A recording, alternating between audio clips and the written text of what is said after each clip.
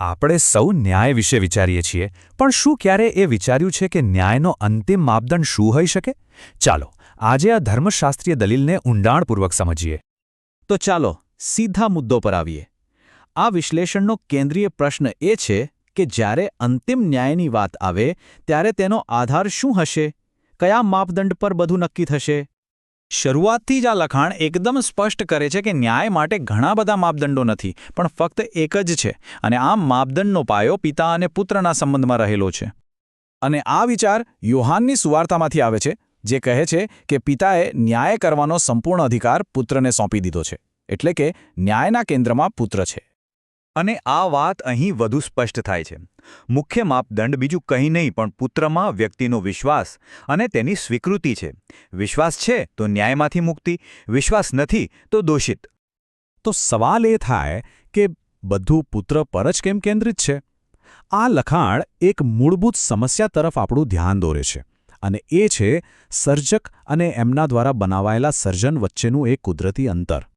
જુઓ, દલીલ એવી છે કે પ્રેમને જ્ઞાનની જરૂર પડે છે, પણ એક મર્યાદિત જીવ જેણે સર્જકને જોયા નથી, તે એ અનંત અદૃશ્ય સર્જકને કેવી રીતે જાણી શકે અને પ્રેમ કરી શકે? અને આ સ્લાઇડ એ અંતરને બહુ જ સ્પષ્ટ રીતે બતાવે છે. એક તરફ છે અનંત અદૃશ્ય સર્જક, અને બીજી તરફ છીએ આપણે, મર્યાદિત જીવો જે એમને જોઈ કે જાણી શકતા નથી. આ એક એવી ખાઈ છે જેને પાર કરવી અશક્ય લાગે છે. તો પછી આ અશક્ય લાગતી ખાઈને કેવી રીતે પાર કરી શકાય? ચાલો હવે જોઈએ કે આ લખાણ આનો કેવો અનોખો ઉકેલ રજૂ કરે છે. અને ઉકેલ ખરેખર અસાધારણ છે.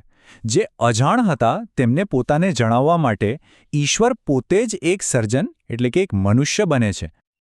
આ જ વિચારને અવતાર કહેવાય છે. આ એ ઘટના છે જે સમગ્ર દલીલનો વળાંક છે.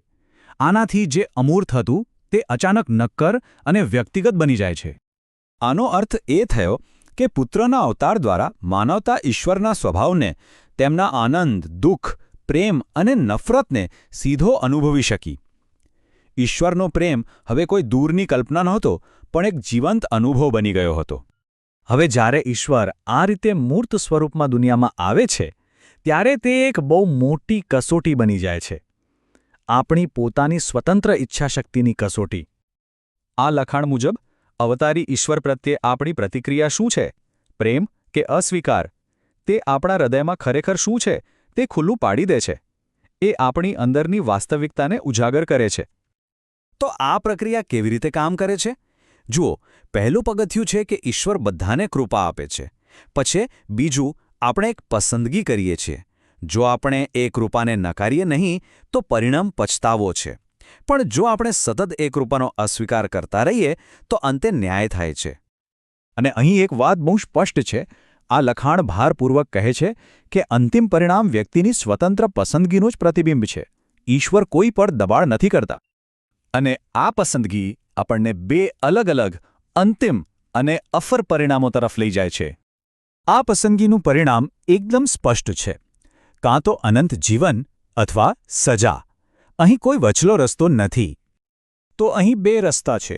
એક, જેઓ અવતારી ઈશ્વરની આજ્ઞાનું પાલન કરે છે તેઓ અનંત જીવન મેળવે છે, અને બીજો, જેઓ તેમનો અસ્વીકાર કરે છે તેઓ સજાનો સામનો કરે છે, જે તેમની સ્વતંત્ર ઈચ્છાનું જ પરિણામ છે.